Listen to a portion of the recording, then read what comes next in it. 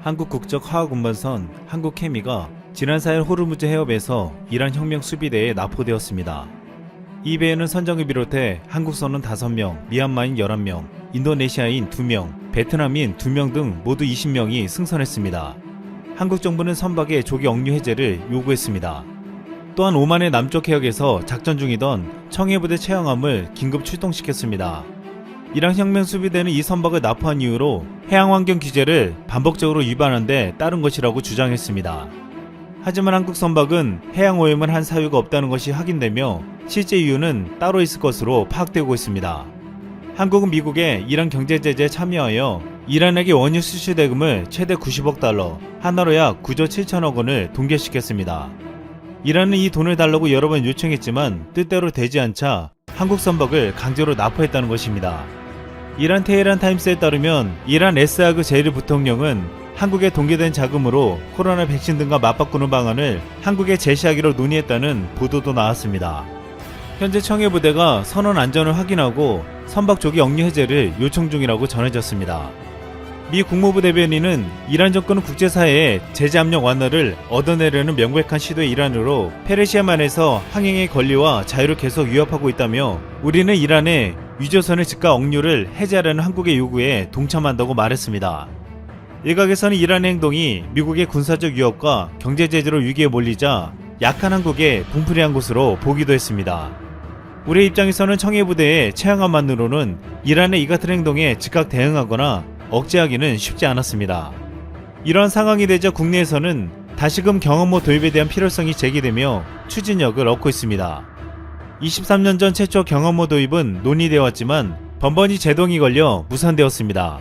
하지만 드디어 지난해 한국 최초의 항공모함을 만들기로 결정되었습니다. 그리고 지난 3일 경항공 모함의 조감도가 최초로 공개되었습니다. 한국형 경항모는 미국의 강습 상륙함인 아메리카함처럼 평평한 갑판을 가지고 있었고 영국의 퀸 엘리자베스함처럼 함교가 2개로 되어 있었습니다. 우리 해군은 여기에 수직 이착륙할 수 있는 F-35B 20대를 구입해 배치할 계획을 세우고 있습니다. 그렇게 해서 경항모를 중심으로 제7 기동전단을 2025년 강력한 기동함대로 확대한다는 것입니다. 경항모는 세종대왕급 이시스 구축함, 충무공 이순신급 구축함, 도산 안창호급 잠수함은 물론 KDDX의 호위를 받습니다. 또한 공중에서는 F-35B가 기동함대로 엄호하고 해상조개기와 해상작전 헬기도 전력을 강화시킵니다. 이 같은 한국의 기동함대는 앞으로 영해를 벗어나 아덴만 동중국해 등 원해에서도 한국의 국익을 지키겠다는 것입니다. 그동안 반대론자들은 경항모가 북한의 위협에 대처하는 수단으로 적절하지 않은 무기체계라고 비판했고 경항모는 눈에 띄는 표적이 되어 적의 공격 타겟이 될 수 있다고 말해왔습니다. 게다가 중국과 일본 등 주변국들을 자극하는 요소가 될 수 있다고도 했습니다. 특히 반대론자 중 한 명인 김동현 경남대 극동문제연구소 교수는 한반도 자체가 불침 항모라며 특히 항모에 실리는 전투기 F-35B보다 작전 반경이 300km가량 넓은 F-35A가 있다는 점에서도 경항모 도입은 비효율이라고 설명하기도 했습니다. 또한 정욱식 평화네트워크 대표는 기존 전력으로도 주변국 위협에 대한 억제가 가능한데 경항모로 어떤 작전을 하겠다는 것인지 확실하지 않다고 주장하며 막대한 군비 증강으로 이어질 수 있다고 우려했습니다. 하지만 이런 비판과 반대에도 경항모가 도입되어 전력화되어야 하는 아주 중요한 이유들이 있습니다. 최근 중국은 67,000톤급 중형함모 랴오링함에 이어 동급의 산둥함을 운영 중이며 2030년까지 대형함모를 포함한 총 4척의 항모를 보유할 계획을 세우고 있습니다. 일본도 이즈모라 불리는 대형 수송함정을 2025년까지 경항모로 개조하여 F-35B 42대를 탑재할 계획을 세우고 있습니다. 미국의 경우에도 경항모 전력을 추가 확보하는 계획이 추진 중이고 영국도 아시아 태평양 해역까지 항모 활동 범위를 넓히고 있습니다. 이 같은 전세계 움직임은 앞으로 해양 전력이 얼마나 중요한지를 보여주고 있습니다. 항모전단의 지해공 전 영역에서 작전이 가능한 다목적의 입체적 공격력으로 움직이는 군사기지입니다. 또한 기습으로 육상 활주로가 파괴되더라도 전쟁의 향방을 바꿀 수 있는 결정력이 있는 것이 바로 경항모 전력입니다. 최근 독도나 이어도에서 국제 충돌이 발생할 경우 경항모가 F-35A보다 훨씬 유력적이라는 분석이 나왔습니다. 만약 독도나 이어도에서 분쟁이 발생해 F-35A가 상공에 도착하더라도 채공 시간에 한계가 있어 극히 제한적인 시간만 대응이 가능합니다. 공중급유기를 활용하더라도 재급유는 가능하지만 재무장은 불가능합니다. 하지만 항공모함에 배치된 F-35B는 모기지 왕복 시간이 줄어 더 빨리, 더 자주, 더 멀리서 대응이 가능해집니다. 6.25 전쟁 당시 전쟁 초기 남한에서의 비행장 운용은 사실상 불가능해졌고 일본에서 미 공군 전투기들이 출격했습니다. 하지만 대한해협을 넘어 1시간 넘게 날아온 전투기들의 작전 시간은 15분에 불과했습니다. 반면 미 해군 항모에서 출격한 전투기들은 불과 5분에서 10분 만에 지상군 지원이 가능했습니다. 이 같은 경험은 지금 독도나 이어도를 지키려면 경항공모함이 반드시 필요하다는 주장에 힘을 싣고 있습니다. 또한 북한과의 전면전이 발발할 경우 경항모가 위력을 발휘할 것이라는 견해도 제시되고 있습니다. 군 관계자는 북한과 전면전 시 개전초 지상 공군기지가 폭격을 당하면 경항모가 대치기지 역할을 할 수 있다고 했습니다. 북한이 우리 공군기지를 탄도미사일로 공격할 때 바다로부터 함재기가 이륙해 적 이동식 발사 차량을 공격할 수 있다는 것입니다. 현재 북한의 신형 탄도미사일과 방사포는 우리 F-35A 전투기가 출격하는 한반도 중부권까지 겨냥하고 있습니다. 이에 북한과 전면전이 벌어지면 F-35A 기지가 공격을 당해도 경항모의 F-35B가 위력적인 역할을 할 수 있다는 것입니다. 한 전문가는 경항모가 필요한 이유는 북한과 일본보다 중국을 견제하기 때문이라고 말하고 있습니다. 중국은 해양 패권을 장악하기 위해 태평양에 있는 섬을 사슬처럼 이은 가상의 선인 도련선을 만들었습니다. 총 3단계로 만들었는데 제1도련선은 쿠릴려도, 일본, 대만, 필리핀, 말라카 해협을 잇는 선으로 중국의 지상발진 폭격기와 중거리 탄도미사일의 사정권으로 설정했습니다. 또한 중국은 이 도련선 확보를 위해 대형 구축함과 잠수함을 대량 건조하고 제3도련선, 즉 서태평양 전역을 중국 세력하에 두기 위해서 5척의 항공모함을 준비 중입니다.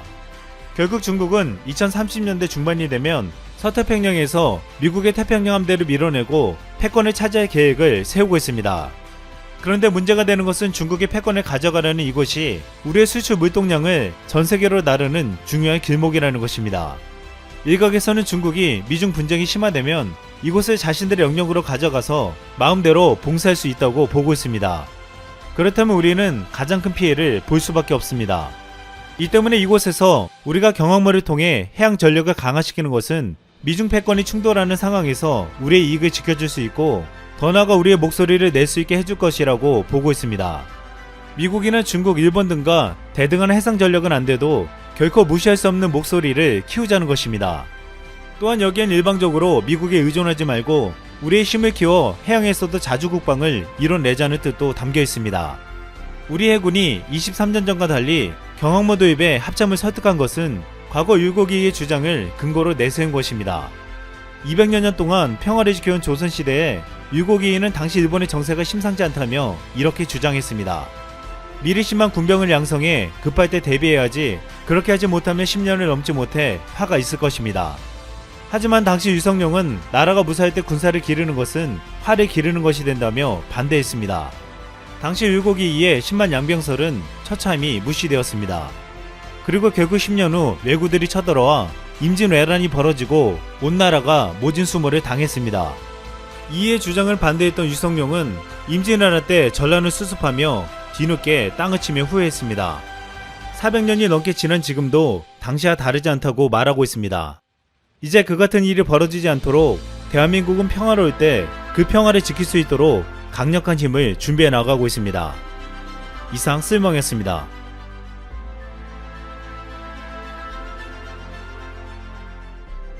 2021년 1월 7일 세계에서 가장 강한 영향력을 지닌 일간지죠. 월스트리트저널의 보도 기억하실 겁니다. 월스트리트저널은 애플 현대차와 애플카에 대한 야망에 대해 이야기했다. 협상이 초기 단계여서 구체적인 내용은 정해지지 않았지만 이례적으로 공개 확인됐다. 이 문제에 정통한 전문가는 최근 몇 주 동안 애플이 애플카를 생산할 가능성에 대해 공급자들에게 연락을 취했고 2024년에 곧 생산을 시작할 가능성이 있다고 했다. 보도했습니다. 여기에 미국 경제 전문 매체 CNBC는 애플과 현대 기아차가 애플카 협상 마무리 단계에 있다 라며 애플은 현대 기아차와 조지아주 웨스트포인트에 있는 기아차 조립 공장에서 애플카 제조 계약을 체결할 예정이다 라는 확인 보도까지 냈습니다. 월스트리트 저널과 CNBC의 보도가 연달아 나오면서 현대차, 현대모비스, 기아차 이렇게 현대차 3인방의 주식은 하늘을 날기 시작했습니다. 코로나 팬데믹이 시작한 지난해 3월 6만 6만 5천원까지 폭락했던 현대차 주식은 현재 4배 가까이 오른 25만원에 육박하고 있고, 현대차 그룹의 브레인이라 볼 수 있는 현대모비스는 12만 6천원에서 3배나 오른 35만원, 애플카가 미국에 있는 기아차 공장에서 생산될 것이라는 소식에 2만 1,500원까지 추락했던 기아차 주식은 현재 10만원을 돌파하며 1년 만에 500%에 달하는 기적 같은 수익률을 기록하고 있습니다. 자, 그런데 여기서 매우 의심스러웠던 부분이 있습니다. 보시면 애플과 현대차 그룹이 협력해서 애플카를 만들겠다는 언론 보도가 나온 뒤에 외국인 투자자들은 1월 1일부터 2월 5일까지 한 달 만에 9천억 원이 넘는 기아차 주식을 팔아치웠고, 기관 투자자들도 500억 원 이상 매도했습니다.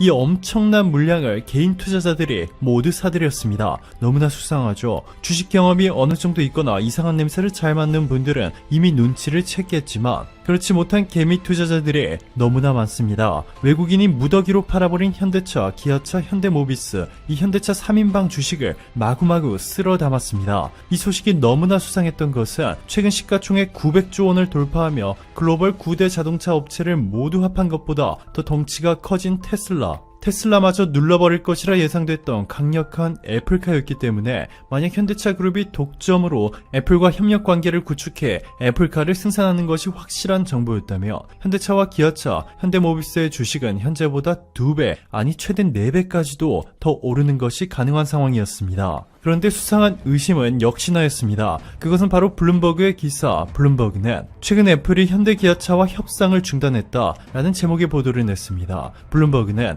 애플은 현대차, 기아차와 전기차 협력에 관한 논의를 했지만 최근 중단된 것으로 정보통이 알렸다. 애플은 현대, 기아차 이외에 다른 자동차 회사들과도 비슷한 계획을 논의해왔다. 정보통은 이번 중단 소식은 비밀 정보이기 때문에 자신들의 신원은 알려줄 수 없다고 말했다. 보도했습니다. 여기서 더 충격적인 점은 블룸버그에 따르면 비밀주의를 강조하는 애플이 한국에서 쏟아져 나오는 애플카 생산 관련 보도들 때문에 화가 났다고 말하고 있습니다. 블룸버그는 현대기아차의 발표와 다른 언론 보도들이 애플을 화나게 했다. 애플과 현대차의 논의가 재개될지는 불확실하다. 라는 충격적인 보도를 냈습니다. 앞서 보셨듯이 현대차, 기아차 주식 차트를 이렇게 끌어올렸는데 현재 엄청난 물량을 개미 투자자들이 받은 상황입니다. 여기서 폭락이 시작된다면 개인 투자자들의 엄청난 피해가 우려되고 있습니다. 개인 투자자들의 반응은 암울했습니다. 하한가인가? 기아차 대폭락하면 블룸버그야 주말에 초상집 만들면 어떡하냐 등의 반응이 있는가 하면,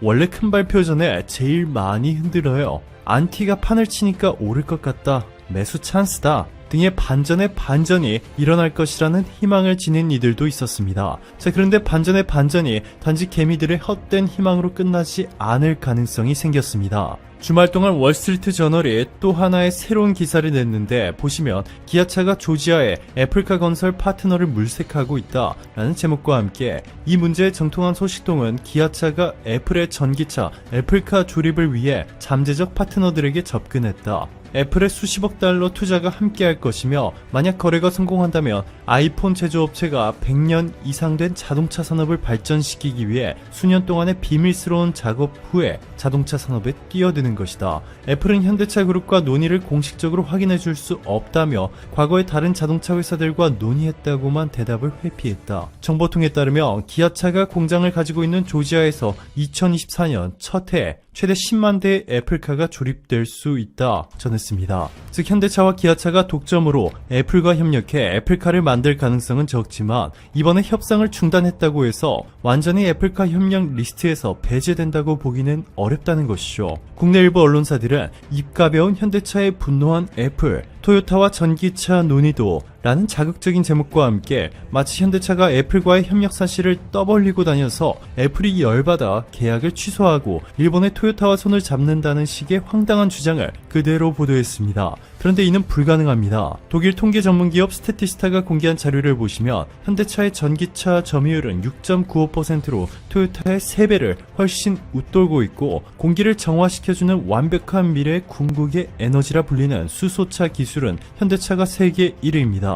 아직까지도 하이브리드에 목매달고 있는 토요타와는 상대가 안 되죠. 그리고 무엇보다도 중요한 것은 갑과 을의 위치인데요. 최근 한국 언론 보도들을 보며 마치 애플이 슈퍼갑, 현대차 그룹이 을인 것처럼 보도가 나오고 있는데 이는 사실이 아닙니다. 한국이 현대차 그룹이 애플카만 바라보고 있는 것이 아닙니다. 현대차 그룹은 그동안 미래 모빌리티 기술에 대한 막대한 투자를 진행해왔고 주목할 만한 성과를 거두었습니다. 차량 소프트웨어, 클라우드 기반의 서비스 인프라, 모빌리티 데이터 등 미래 자동차가 갖춰야 할 필수 기술들을 빠른 속도로 발전시켜 나가고 있습니다. 뿐만 아니라 얼마 전 이재용 삼성 부회장과 정의선 현대차 그룹 회장이 만나 삼성과 현대가 손잡았다라는 소식이 전해지면서 글로벌 자동차 업계의 지각 변동을 예고하며 전 세계인들을 깜짝 놀래키기도 했습니다. 최근 현대차의 세계적 인기몰이도 무섭습니다. 전 세계로부터 제네시스가 극찬을 받으며 지난달에만 무려 32만 대의 제네시스가 팔렸는데 특히 미국에서 렉서스 판매량은 그대로였는데 제네시스 판매는 무려 2배나 늘어났습니다. 자동차 전문지 카인드라이브는 제네시스를 직접 주행해보더니 메르세데스 마이바흐 S560 모델보다 겨우 1dB 소음이 크다. 최고급 리무진 마이바흐급 정수성을 갖췄다. 제네시스 브랜드의 새 디자인은 독특하고 우아하다. 극찬했고 미국의 또 다른 유명 자동차 전문 매체 모터원은 이런 디자인은 독일차가 장악한 럭셔리 세단 시장에서 매우 신선한 충격이다. 멋지고 아름다운 G80 사진에 시선을 빼앗겼다. 이렇게 아름다운 디자인이라면 충분히 만족할 것 같다 전했습니다. 최근 블룸버그는 한국이 독일을 제치고 세계에서 가장 혁신적인 국가라 평가했습니다. 더 이상 미국 기업이 한국 기업을 선택해주지 않으면 큰일이라도 나는 10년 전 한국이 아니라는 뜻이죠. 오늘도 감사합니다. 최고로 멋진 하루 보내시길 바랄게요.